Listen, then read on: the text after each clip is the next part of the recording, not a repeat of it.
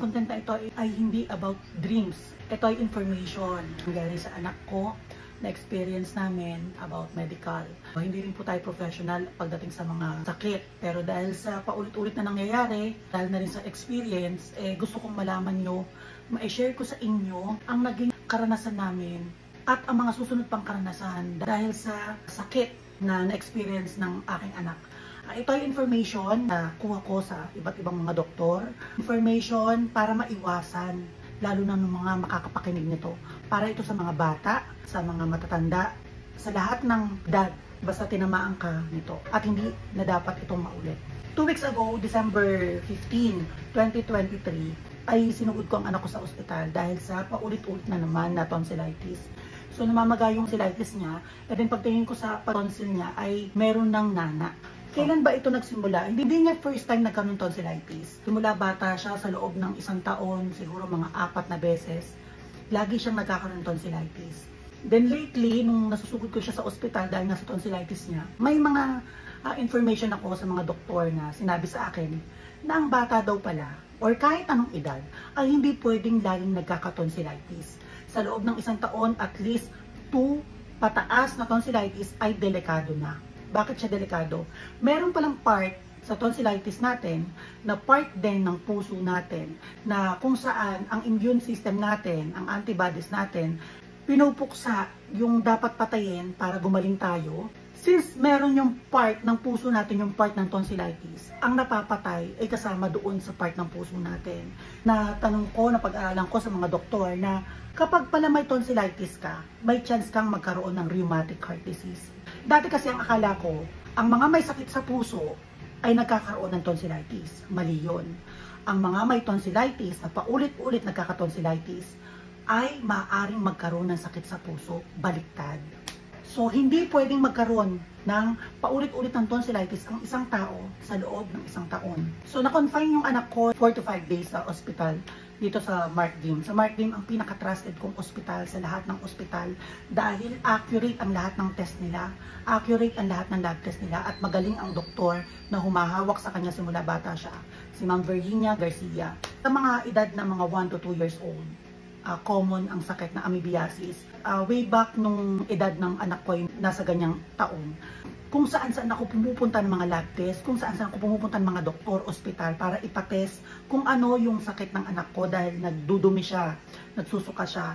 So malakas ang kutob ko kasi na amoebiasis siya, pero yung ibang ospital ay dahil sa pag-test lumalabas na negative. Kaya ako natuntun itong ospital na ito dahil sila lang ang nakagawa ng lab test na tugma doon sa iniisip ko na amoebiasis. So first time ng anak ko na na-confine sa ospital na Markdim ay nung 2 years old siya. Ang diagnose ay amoebiasis. Simula na nagkaroon ako ng trust sa ospital na yan. Ngayon, 6 years old yung anak ko, ang naging sakit naman niya ay tonsillitis. Second time na na-admit siya ay sa same hospital pa rin kung saan ako nagtitiwala.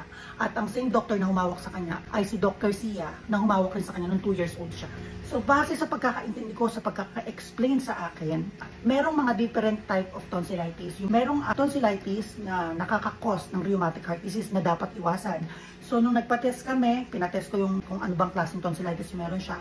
So ang na-detect sa kanya ay yung tonsillitis na nakaka-apekto sa puso o may chance magkaroon ng rheumatic heart disease. Ang nangyari ay kailangan mo nang gumaling yung anak ko, pero ito yung matinding pagdidesisyon na gagawin. Okay na yung anak ko, patapos ng kanyang gamutan. After 4 days, umuwi kami ng bahay, and then nagamutan siya, nag-oral siya. At patapos na yun, meron kami ngayon request, given ni Doc Garcia sa Philippine Heart Center para gawin yung to the echo. To the echo, ito yung test para masukat kung ano ang lagay ng puso mo, kung meron bang mali sa puso mo, kung naapektuhan na ba yung puso mo dahil dito sa tonsillitis na ito. Nangangahulugan na hindi porket magaling na sa tonsillitis ang anak ko ay tapos na ang aming pagdadaanan dahil nararamdaman ko na nag-uumpisa pa lang kami. Ang pinapanalangin ko ay sana ay hindi naapektuhan ang puso ng anak ko dahil na ang tumama sa kanyang tonsillitis ay yung tonsillitis na nagkakakos ng rheumatic heart disease. Kung may lumabas sa result na nag-positive na naapektuhan ng puso, kailangan niyang i-cure yun. Kailangan namin gamutin yon.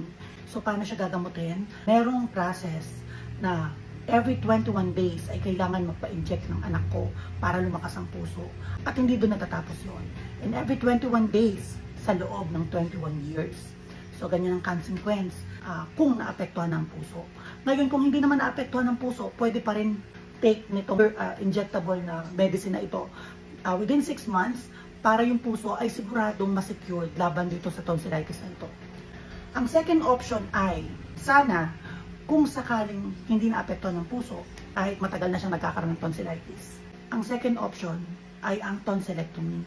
Ito yung proseso na kung saan yung tonsillitis ng tao ay tatanggalin gamit ang laser. So, base sa pagkakasabi sa akin, ito daw ay umaabot ng 70,000 to 100,000. Ang pinaka-risk based sa research ko na itong operasyon na ito ay ang consequence lang after ng operation. So, yun lang ang mga risk niya, yun lang ang komplikasyon niya. So, after noon, kahit part ng immune system, ang ating tonsil, ay hindi naman siya makaka-apekto sa isang tao. Ang pinaka-best option talaga para sa akin sa pagdedesisyon ko ay tanggalin na ang tonsil para hindi na siya nagkakaroon ng tonsillitis. Hindi ko alam ang mismong specific kung paano ang gagawin kasi wala pa ako nakakausap na throat surgeon.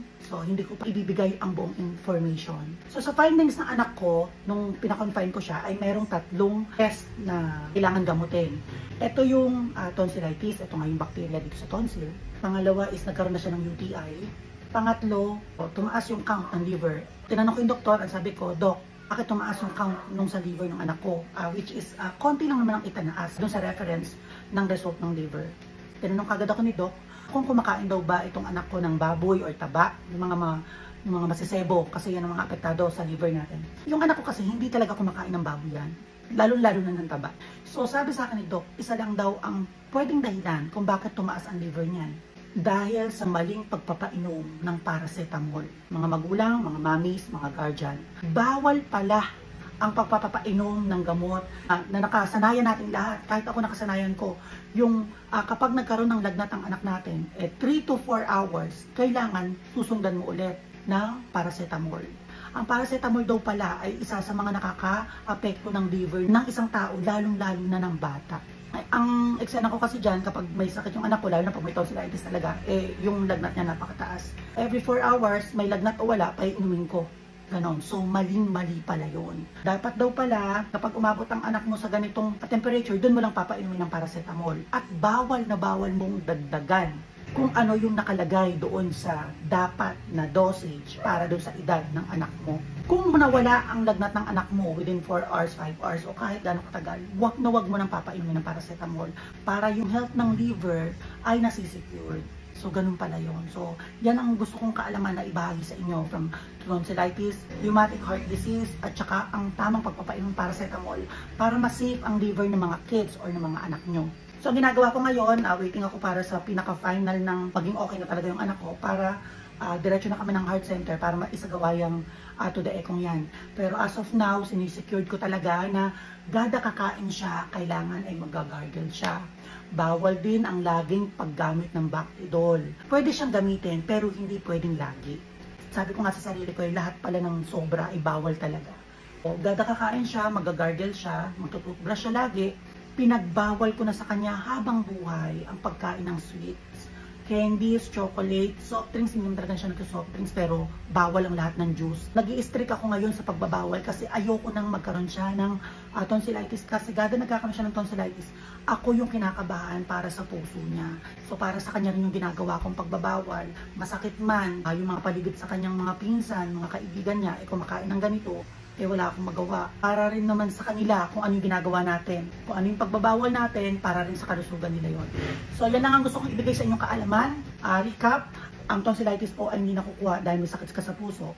Ang rheumatic heart disease ay nakukuha dahil may tonsillitis ka. Ang paggamit ng paracetamol na sobra sa dosage at laging paggamit kahit hindi naman tama yung temperature, kahit magaling na yung anak, kahit wala nang lagnat yung anak, at sinusunod ang every 4 hours na pag-inom, yun ay bawal dahil sa liver. Sa mga nakaantabay sa atin sa susunod kong video, after ng To The Echo, titignan natin kung ano yung final decision. Titignan natin kung anong kailangan gawin. Sasabihin ko sa inyong lahat para maging guide, para ma-aware kayong lahat na simula ngayon, ang bawal ay bawal, ang sobra ay bawal.